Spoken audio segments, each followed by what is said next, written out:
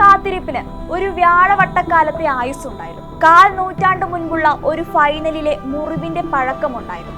കാത്തിരിപ്പിനും വിമർശനങ്ങൾക്കും ആശങ്കകൾക്കുമെല്ലാം ഒടുവിൽ ഹിറ്റ്മാന്റെ നീലപ്പടയാളികൾ ICC champions ട്രോഫിയിൽ മുത്തമിട്ടിരിക്കുന്നു. Indian ക്രിക്കറ്റിന് ഒരു ഏകദിന ICC കിരീടമില്ലാത്ത 12 വർഷങ്ങൾക്കാണ് 2025 മാർച്ച് 9 ദുബായിൽ വിരാമമായത്. വർഷങ്ങൾ കാത്തിരുന്ന് നേടിയെടുത്ത 2020 ലോക കിരീടത്തിനു ശേഷം ചാമ്പ്യൻസ് ട്രോഫി കിരീടത്തിനായി ഇന്ത്യൻ താരങ്ങളും ആരാധകരും അതിയായി ആഗ്രഹിച്ചപ്പോൾ പ്രപഞ്ചം ഒന്നടങ്കം ആ ആഗ്രഹ സാക്ഷാത്കാരത്തിന് കൂട്ടുനിന്നു. അതിന്റെ ഫലമായി ലഭിച്ചതാണ് ഇന്ത്യൻ ക്രിക്കറ്റ് ടീമിന്റെ 3ാം ചാമ്പ്യൻസ് ട്രോഫി കിരീടം.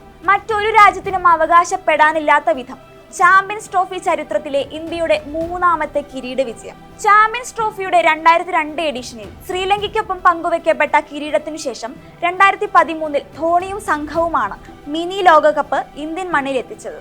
12 വർഷങ്ങൾക്കിപ്പുറം ദുബായിലെ രാജ്യാന്തര സ്റ്റേഡിയത്തിൽ കരുത്തരായ ന്യൂസിലാൻഡിനെ 4 വിക്കറ്റിന് തകർത്ത് ഇന്ത്യ ഇടം നെഞ്ചിൽ 3ാം നക്ഷത്രം തുന്നിച്ചേർത്തു. വേദിയുടെ പേരിലുള്ള ആരോപണങ്ങളും ബോഡി ഷെയ്മിംഗ് കമന്റുകളുമെല്ലാം ഹിറ്റ്മാനും സംഘവും കാറ്റിൽ പറത്തിയ ദിവസം. 2000 ചാമ്പ്യൻസ് ട്രോഫി ഫൈനലിൽ ഇന്ത്യയെ പരാജയപ്പെടുത്തി കിരീടമുയർത്തിയ ന്യൂസിലാൻഡിനോടുള്ള മധുര പ്രതികാരം തീർത്ത ദിവസം കൂടിയായിരുന്നു അത്. ആധികാരികമായിട്ടായിരുന്നു ടൂർണമെന്റിൽ നീലപ്പടയുടെ വിജയം. T20 ലോകകപ്പ് പോലെ തന്നെ ഒരു മത്സരം പോലും തോൽക്കാതെ കലാശപ്പോരിനെത്തുന്നു. അത്യന്തം ആവേശമുയർത്തി ഫൈനലിൽ വിജയിച്ച് കപ്പുയർത്തുന്നു. ഇത്തവണ ഒരൊറ്റ പ്ലെയറെ മാത്രം ആശ്രയിക്കാതെ ടീം വർക്കായി ഒറ്റക്കെട്ടായാണ് മെൻ ഇൻ ബ്ലൂ ട്രോഫി ഉയർത്തിയത്. ടൂർണമെന്റിൽ തന്റെ ഏറ്റവും മികവുറ്റ പ്രകടനം കലാശപ്പോരിന്റെ ആവേശത്തിലേക്ക് കാത്തുവെച്ച് മുന്നിൽ നിന്ന് നയിച്ച ക്യാപ്റ്റൻ രോഹിത് ശർമ്മ ന്യൂസിലാൻഡ് ബാറ്റർമാരെ ഒരു ഘട്ടത്തിലും ആധിപത്യം കാണിക്കാൻ അനുവദിക്കാതെ വരിഞ്ഞു മുറുക്കിയ സ്പിന്നർമാർ. ഒരു വശത്ത് വിക്കറ്റ് വീഴുമ്പോഴും സമ്മർദ്ദത്തിന് വഴങ്ങാതെ ക്രീസിലുറച്ച് ആത്മവിശ്വാസത്തോടെ സ്കോർ ഉയർത്തുന്ന മധ്യനിര, ആവേശ കൊടുമുടിയിലേക്ക് കൂറ്റൻ സിക്സർ പായിക്കുന്ന ഫിനിഷർമാർ.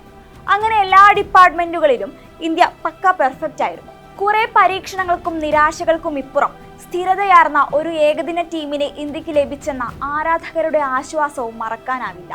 വെല്ലുവിളികൾക്കും വിമർശനങ്ങൾക്കും ഇടയിലൂടെയാണ് രോഹിത് ശർമ്മ ആ 11 പേരെയും കൂട്ടി ദുബായിൽ ചാമ്പ്യൻസ് ട്രോഫി കളിക്കാനെത്തിയത്.